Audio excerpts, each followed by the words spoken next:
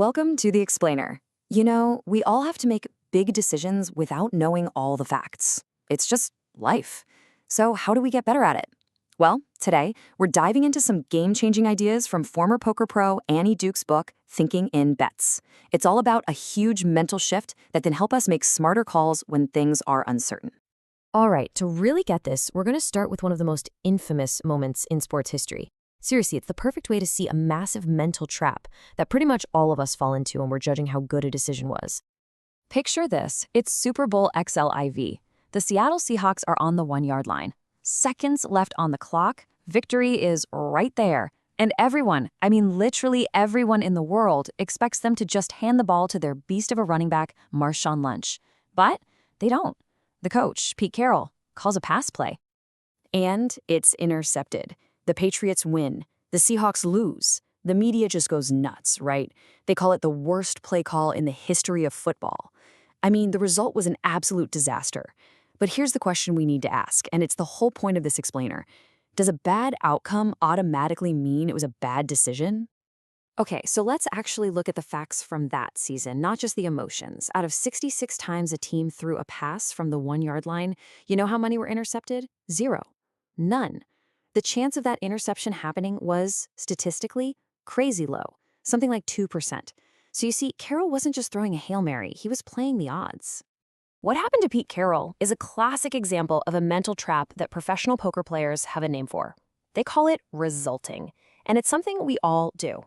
It's that automatic, knee-jerk reaction to judge a decision entirely by how it turned out, and we completely forget to look at the process or the probabilities that went into it. And listen, this isn't just about football coaches. We do this to ourselves all the time. So, do me a favor. Take a second right now and think about the single worst decision you made in the last year. Just get one in your head. You got it? Okay, I'm gonna bet that what you thought of was something with a really bad result. Am I right? See, that's the trap. We almost always mix up a decision that led to a bad outcome with the idea that the decision itself was bad. We totally forget that luck, chance, and plain old uncertainty are always part of the equation. So why is this resulting thing so powerful? Why do we fall for it so easily? Well, it's because deep down, we wish life was a totally different kind of game than it actually is. You know, we want life to be like chess. Everything's out in the open, no hidden information. The most skilled player almost always wins. It's clean. It's predictable. But life isn't chess. As the brilliant John von Neumann figured out, life is much more like poker. You've got incomplete information, you can't see the other player's cards, and luck plays a huge role. The best player can lose any single hand to a total novice. And this really gets to the heart of it all. When you boil it down, how our lives turn out is determined by exactly two things: how good our decisions are, and luck. That's it. So the whole point of Thinking in Bets is just getting better at separating those two things, figuring out what was skill and what was just the luck of the draw. Okay, so if every decision we make is basically a bet on the future, then our bets are only as good as the beliefs they're based on, right? And oh man, this is where things get really interesting and a little messy. I mean, as a certain radio station manager learned the hard way in a classic sitcom, our beliefs can be spectacularly, tragically wrong. The problem is, our brains are kind of hardwired to lead us astray. Here's how we think our brains work. We imagine ourselves as these perfectly rational creatures. We hear something, we stroke our chins, we carefully vet the information, and then, only then, do we form a belief. It's a very nice story we tell ourselves. But here's the reality, and we've got the science to back this up, from psychologists like Daniel Gilbert. Our brains aren't built for accuracy. They're built for speed and efficiency. So our default setting is, we hear something and we instantly believe it's true. That whole vetting process, that's an extra step. It takes effort. And a lot of the time we just don't do it. And that is why so many weird myths stick around forever, right? Things you hear about baldness or how dog ears work, we hear it, we believe it, and we almost never stop to check if it's actually true. Our wiring is belief first, ask questions later, maybe. Okay, so if our brains are basically flawed belief-making machines that just accept stuff and then get super defensive about it, what do we do?